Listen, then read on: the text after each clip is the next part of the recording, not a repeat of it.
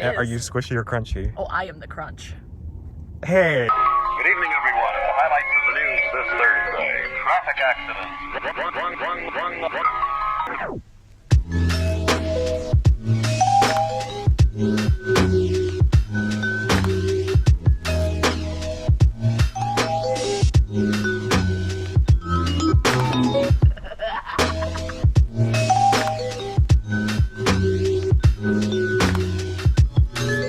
Call it a night for two dusty old has-beens because We're done. we're done.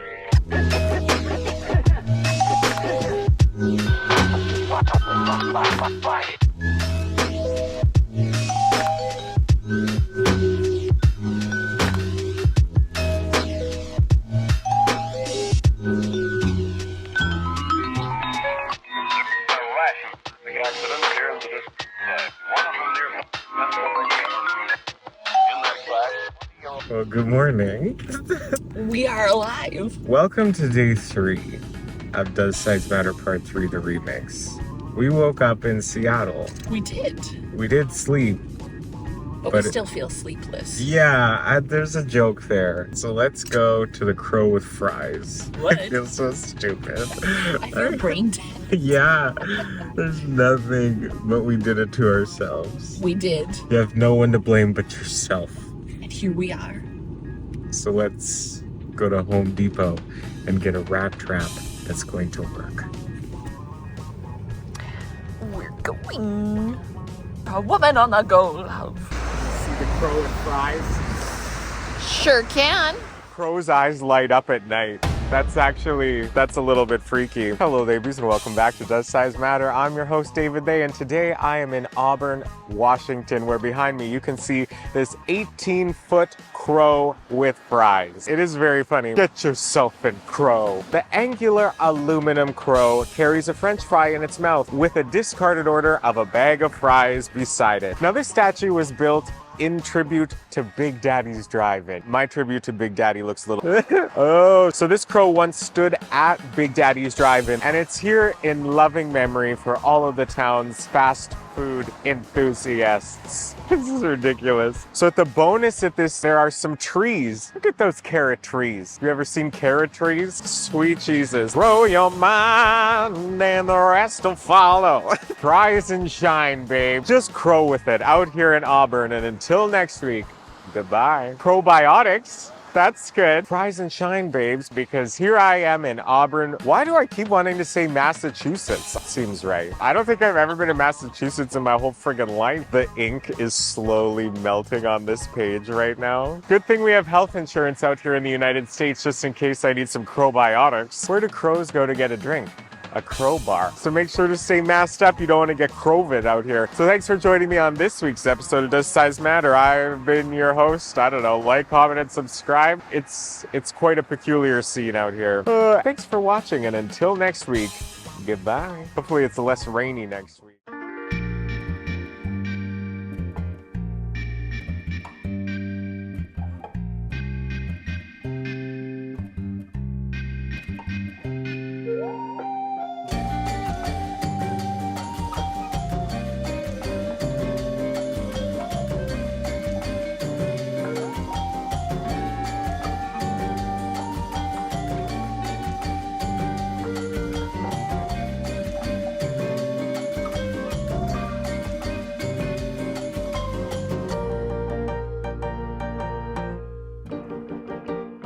So we're out of Seattle, we're out of Auburn. We did the Crow with Fries, As it were. but it's more birds now.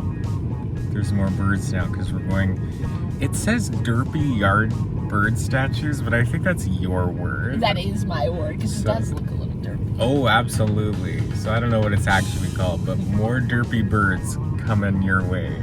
Got it. Get ready. Caw. Very bad. Oh, look, my eggs. Eggs, ma? I was looking at the other end of this building and had a cinema and everything in here. Welcome to the derpy yard statues. We're in the wrong Centralia. Hate that for us. Got it. I hair look right. You move your one curl a little bit. Other than that, you're Gucci.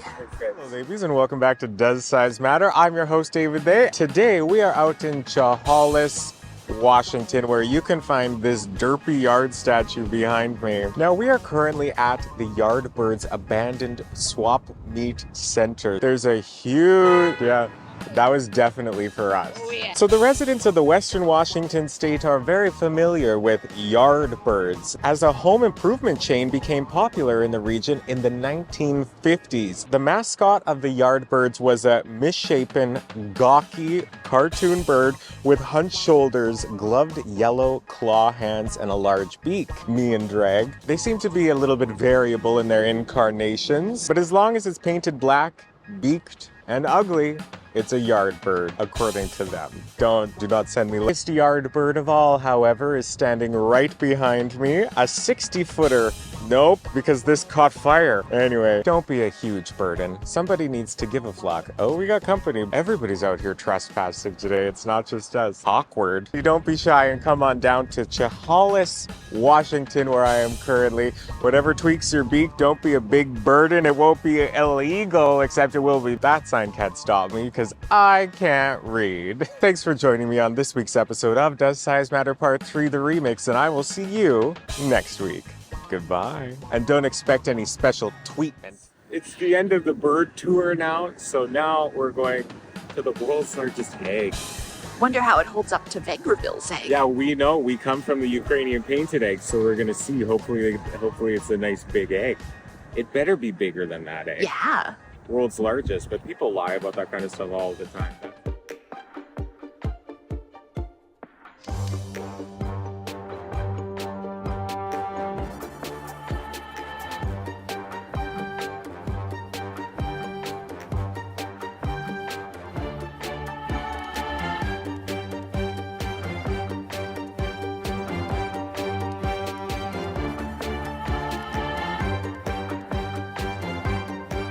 Rolling. Come on, eggs. Eggsma? Eggsma? You got that eggsma?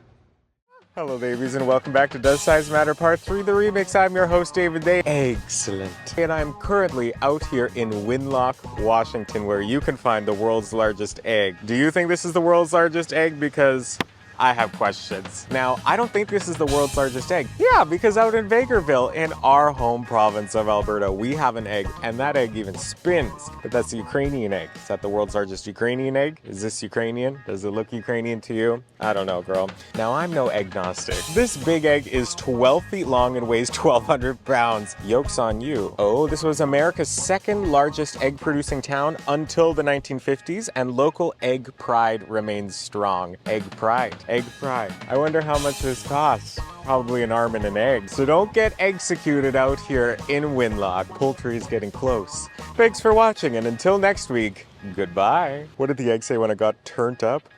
Omelette. All right, dolls, that was the world's largest egg out here where we are currently. There's Amber taking pictures with the egg. Amber loves eggs, everyone says. Catch you in the next attraction.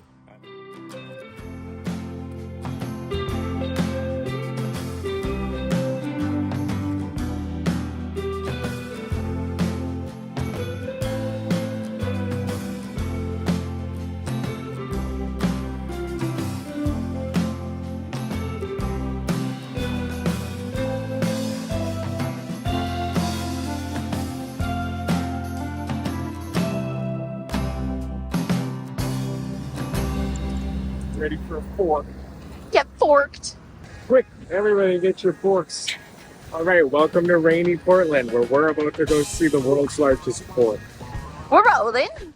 You've heard of pettiness, but you haven't heard of pettiness like this. With the fork? So in Missouri, there's a 35-foot tall fork, and they built this fork 3 feet higher to beat Missouri. Get forked. See, they're petty out here in Fairview, and I can relate to that. Fork, yeah! Hello, babies, and welcome back to Does Size Matter Part 3, the remix. I'm your host, David, and today I am standing in Fairview, Oregon, in front of the world's largest fork. This fork is 37 feet high. It actually would be 40 feet, but the last 3 feet are in the concrete. That's it from me out here in Fairview, Oregon, and until next time, goodbye. Where do you go when there's no forks left to give? Fairview, Oregon. I'm dressed as this fork's distant cousin, the spatula. The spoon? Are we spooning? Are we forking? I don't know. How unfortunate. There's an F on the top, just in case you forget that it's a fork, in case you forget. This fork was erected in 2022, and the rest is forkstery. Come on, fork chop. Are you forking kidding me? And until next time, goodbye. When in jail. The gays just know how to do stuff. Wow, Amber. Look at us, David. Do you see this as a fork? You can tell it's a fork because of the way it is. So that was the fork, and now we're gonna go get on the tram and go see rainy Portland.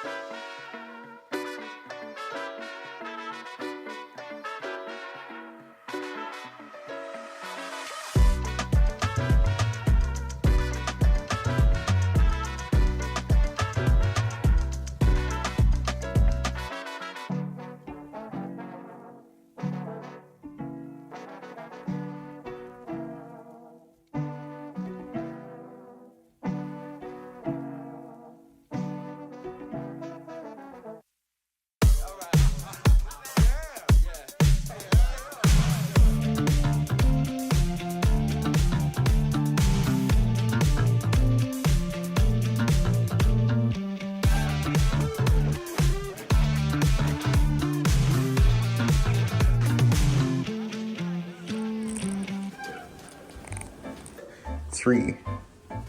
Don't forget Amber. I'm interested because you might think this is also glamorous. Which it is. There is a lot of glam, but it's not always glam. Sometimes you're hunched over a bathroom sink with the hot water running with a towel over your head.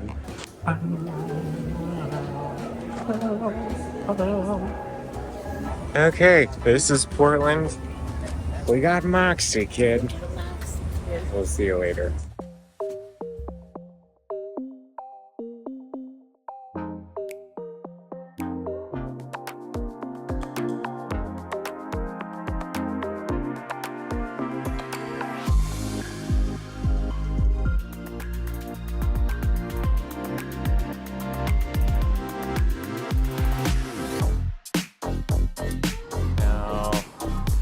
What can you see of me?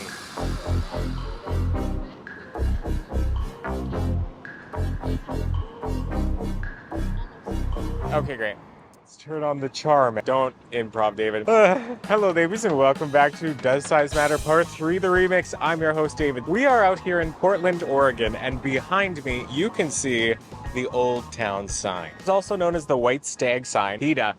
The stag is here. This sign has changed names, form, and ownership over the years, but that history is just a part of why it has become one of the most instantly recognizable parts of the Portland skyline. It wouldn't be recognizable to me. Would you recognize? I mean, recognize because you read the words. In 1940, the first version of this sign was made to advertise white satin sugar. This is where the design of the outline of Oregon came, because that yellow is the shape of Oregon, you know, geography. And then the white stag came from the clothing brand White Stag that owned this building. So we got the sugar, we got the stag, you know, it's all coming together. And then by 1977, the sign had been designated as a City of Portland historic landmark. Now, if that isn't sensational, I don't know what is. If you're interested in coming to Portland, I would recommend it. It is very beautiful around here, and bring your significant other. That's such a bad joke. Anyway, thanks for watching, and until next time, goodbye. Okay, babies, next up on the list is the Hopscotch Art Gallery. Are you in the mood for something artisanal? Because I think that's what we're about to find. Okay, let's go.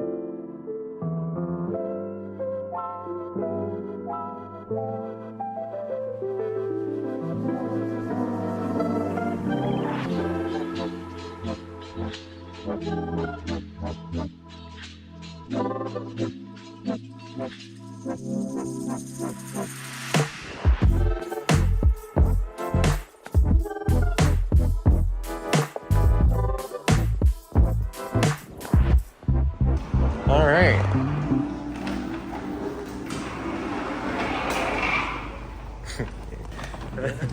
All right.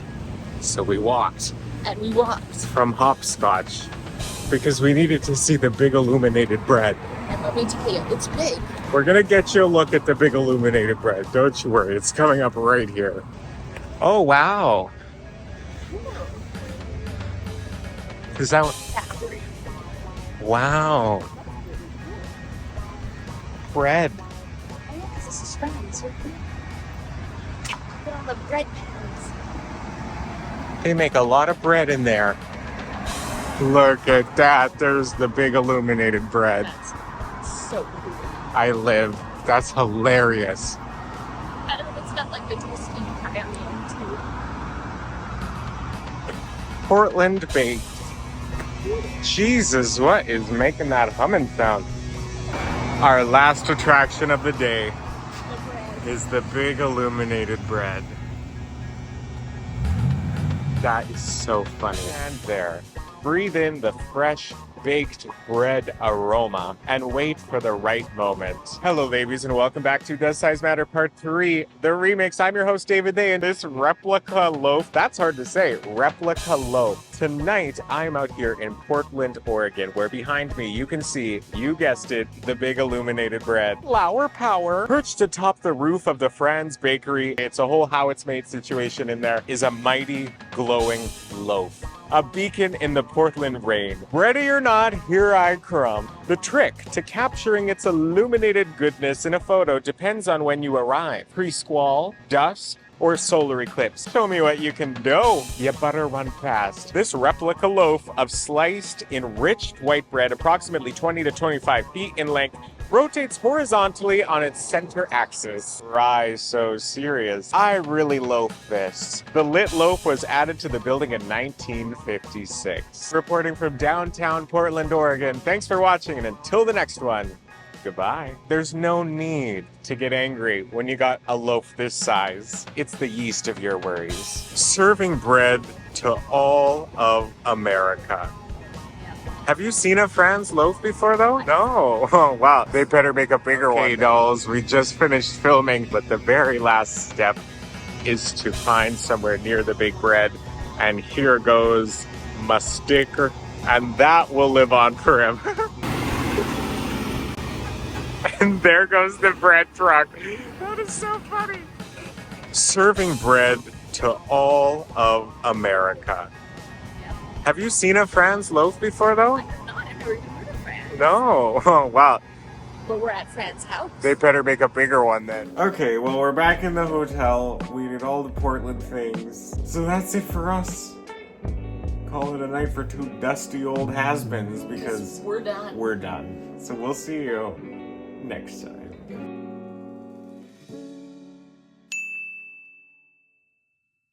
Are you squishy or crunchy? Oh, I am the crunch. Hey! Good evening, everyone. The highlights of the news this Thursday. Traffic accidents.